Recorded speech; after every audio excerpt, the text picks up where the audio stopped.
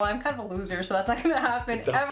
Yeah, seriously, I really thought that. Hi friends, and welcome to Try Day Friday, part 3 of the relationship episode. Just because we had so many questions and so much to say that we couldn't do it. We couldn't do it in one part.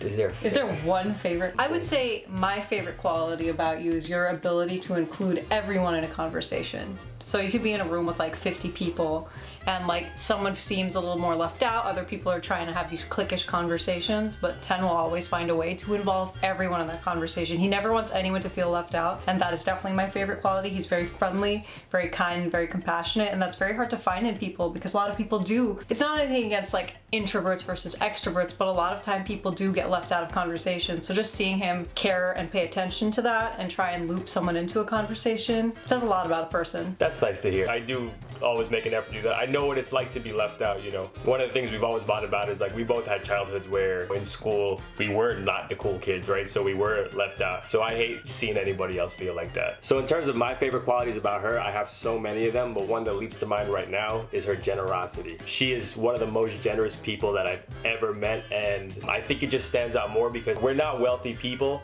by any means. Like, we're very much on the come up, we're very much struggling, but I think the things that matter to her, I've seen her always like put her money where her mouth is, and she's somebody that even if she's not doing well, like she's struggling, if she has $20, she'll easily give that $20 to somebody that needs it, or to an animal that needs it. 110%. Like, I've seen that all the time. Whenever things come up where somebody needs help or somebody expresses that they're in distress, she always is willing to jump and help that person, even if she doesn't know them that well. It could be a complete stranger, but she's very empathetic to people's situations. She sees things from their point of view. She always imagines herself like, oh, if I was in that situation, I would want somebody to help me. And I think that's a beautiful thing. A lot of people don't have that quality. She probably has it more than most people I know. She wouldn't even think twice about it. So she's definitely someone that's not about the money. She will absolutely use it to help someone or help a person in need or help an animal in need. And like, yeah, she listens to everybody's story. In regular conversation, if you bring up like something happened to XYZ person, they lost their job,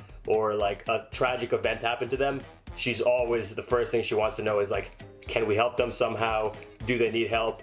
Does this person need a place to stay? Does this person need money? Etc., etc. So that's a great quality about her. Oh, that was really nice to hear. You just made us compliment each other. I think we usually do, but this is like, we never sit and talk about each other's favorite qualities. That's true, yeah. Yeah. Never. This might be one of the first times we've had to like describe it out loud. Yeah, so yeah, thanks for the question. Was it because of how smoothly I slid into the deep? I think the answer, this is so dumb, but the answer is I just knew. I literally just knew. That's the Bollywood answer. It's the worst answer ever.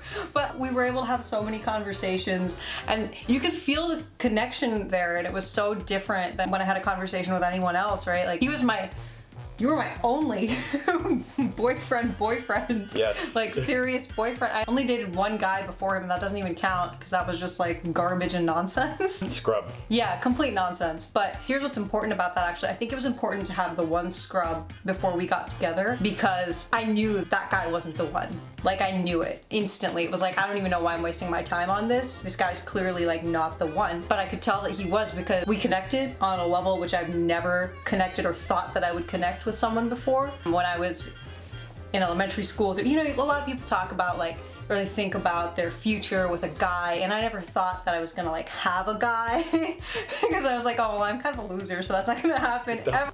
Yeah, seriously, I really thought that whenever we had these conversations, they were just so meaningful, and I truly enjoyed having these long conversations with you, like throughout my art class, before we met. There was a spark.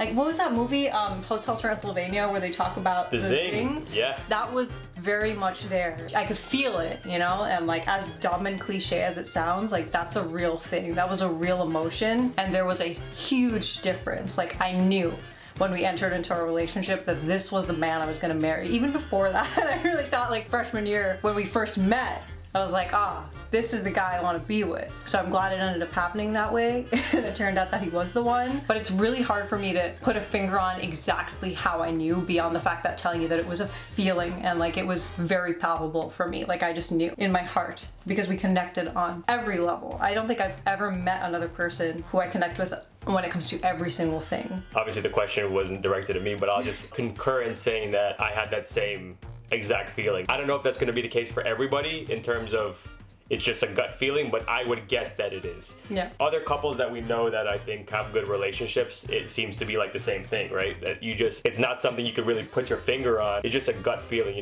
just trust your instinct. I think the universe designed us to be attracted toward what's right for us and to steer away from what's wrong for us. So, just always trust that little feeling in your gut or in your head or whatever it is that tells you this is the right person or this is the wrong person.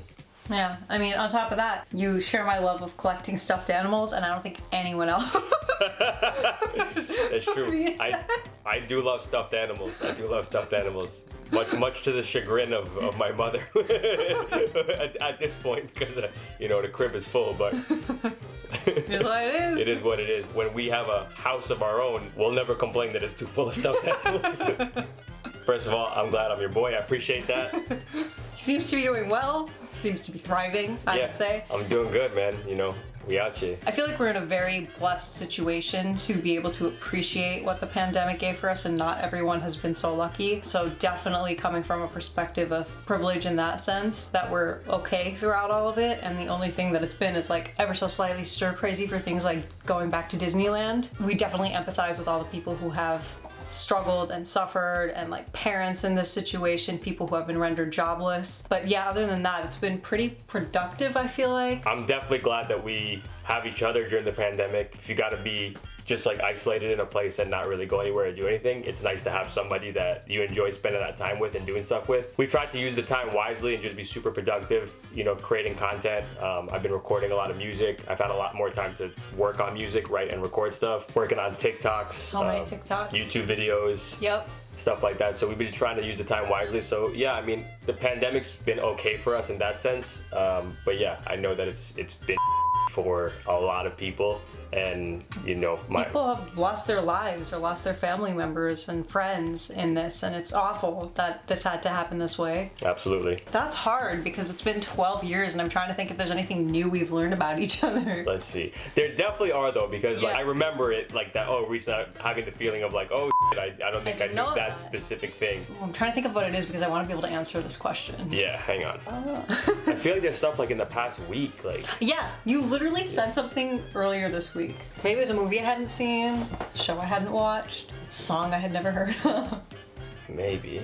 We've been together for 12 years, so obviously we know like almost everything there is to know about each other, but at the same time, we don't know everything there is to know about each other, because we got together when we were 18. Yeah. So the first 18 years of life, there's a lot of stuff packed in there that just like comes out when we're having conversation or whatever, right? So, I mean, that's definitely like a fun thing that happens. So just this past week, I learned that when she was little, she made her own marionette puppet because she saw someone that had one and her parents wouldn't buy her like the expensive kind, so she made it herself, which I thought was dope because like I already knew that she was like super good with crafts and stuff. I was aware that she was like very fond of wood shop in school. She made a grandfather clock. I made an almost cuckoo clock. Sorry, she made an almost cuckoo clock. You wanted to make the grandfather clock. Make the grandfather clock. Right. Just didn't have the time. So that's something I'm sure she'll do when we do have the time. But yeah, so I just recently learned that she made her own marionette puppet, and I thought that was dope that a child could make that by themselves, because as a child I don't think that I could have.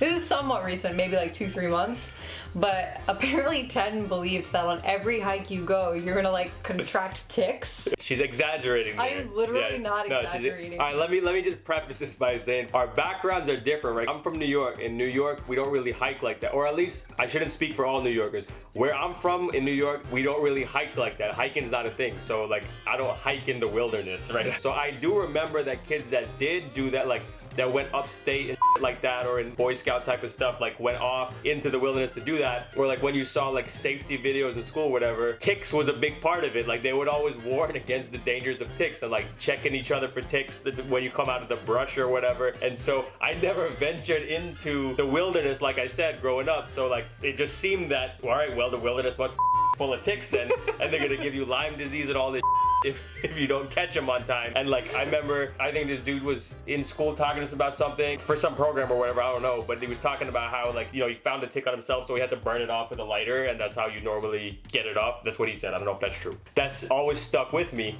So I didn't go on a hike. I didn't hike anywhere in the wilderness until I came to California. She grew up doing that stuff, right? Her family hikes, and you know, they're Never once did we get a tick. right. Well, it's possible though, right? Keep that in mind. We you never know, got just because ticks. she never got one doesn't mean you can't. You can, but like. And so anyway, recently we were on a hike with some friends, and I was just asking, like, guys, does anybody know? That's like 12 times. All right, but I just wanted to know, does anybody know if it's possible that ticks are residing in these bushes, in this high grass or whatever? Here's the thing, we weren't even going through the high grass. We were like on a Yeah, but it was closed there, so people told me that ticks jump. So I don't know, right? There's a bunch of jumping ticks out here. Like, how would I know? I don't know. I'm from New York. I'm not. We don't hike really.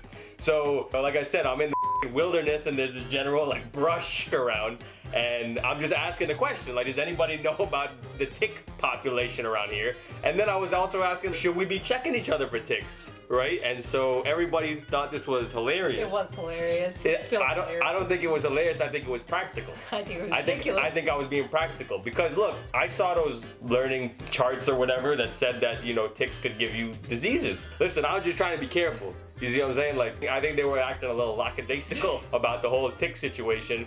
But at the end of the day, whenever we emerge from the wilderness, this guy's not gonna have any ticks on him. And neither will anybody else. No, other people might because they're being lackadaisical about it. You're not gonna have ticks. You know what I'm saying? Staying calm. Yeah, definitely staying calm, making sure you communicate properly. You know, don't let your ego get the best of you. Don't have a desire to win an argument. Don't have a desire to prove a point. That's stupid. You know, if this is your partner, if this is someone you're in a relationship with, someone that you love, like, there's no reason to prove a point to them or to win anything, right? You just want to resolve whatever disagreement that you have, or resolve whatever conflict you have peacefully and move on from it, grow from it, or, you know, figure out what the source of it was so that it doesn't repeat itself, figure out where it's coming from. Every conflict's going to be rooted in something different. So like, there's not really one way to attack that situation. You just got to communicate and put your egos aside. Just be receptive to what the other person has to say. You know, put yourself in their shoes. Everybody's gonna up sometimes. You just got to be willing to talk about that. Yeah. Yeah. And you got to talk calmly. Because the second you go off and you're like kind of even sort of negative about it, the fight just starts again. It's not worth it. Right, exactly. That's something that I think everybody, or I shouldn't speak for everybody, but like, I think most people, you have to just catch a groove with. Like, it's not gonna be instantaneous. It's like, not overnight. Yeah, it's not overnight. When you just get into a relationship with somebody, like, you're still getting to know them at that point, right? There's no way, or it's very unlikely that you're gonna be able to communicate properly the first time that you have a disagreement. It's likely not gonna happen. So you need to be aware of that, and just be aware that the first couple of times that you guys have a conflict, it could end up being a shouting match, and you'll figure out how to communicate. Don't be ashamed to apologize. Don't be ashamed to say that you were wrong if you were wrong. And if you don't feel like you were wrong, don't be ashamed to say that either without perpetuating the conflict. But you can say, I don't feel like I was wrong, but can we talk about XYZ? The biggest tip I have is put your ego aside. I agree. Yeah. All of these are good points. I really have absolutely nothing to add. It'll just be redundant if I do. Nice. So we're on the same page. We're on the same page. Well, that's the end of this Chai Day Friday. Thank you for being here. Thank you for being here. Glad to be of service. We'll do it again. And yeah, this was fun. We easily blew, like, I feel like 2 hours on this. Yeah, we It did. didn't feel like anything because we're just hanging out. Just-